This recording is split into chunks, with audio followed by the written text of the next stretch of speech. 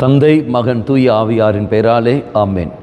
இயேசு கிறிஸ்துவின் அன்புமிக்க சகோதர சகோதரிகள் உங்கள் அனைவருக்கும் கிறிஸ்து இயேசுவின் அன்பு வணக்கத்தை தெரிவித்துக் கொள்கிறேன். இந்த நட்சத்திர பாகமானது யோவான் நட்சத்திரம் 4ஆம் அதிகாரம் 5 முதலில் திருவாக்கிகள் நாம் பார்க்கின்ற சமாரிய பெண்.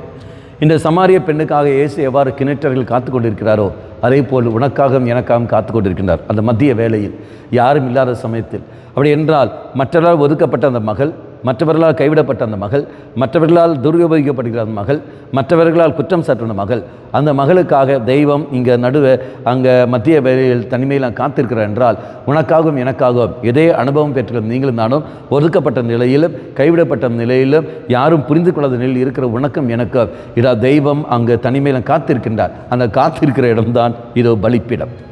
காத்திருக்கிறதான் பலிப்பிடம். அந்த பலிப்பிடத்தில் அங்கு வருகிற சமயத்தில் என்னோடு தெய்வம் பேசுவார்.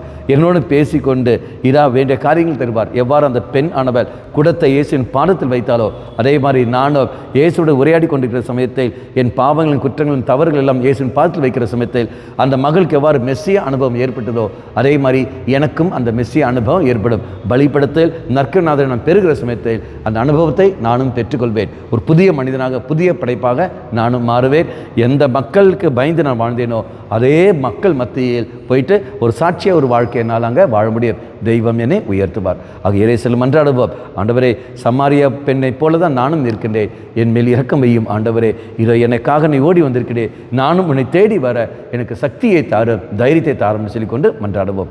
அம்மா மாதாவே, தெய்வ மாதாவே, எங்கள் மாதாவே நன்னையே விசேஷமாக எங்களுக்காக பரிந்து பேசும். ஆமேன். தந்தை மகன் தூய ஆவியாரின் பெயராலே ஆமேன்.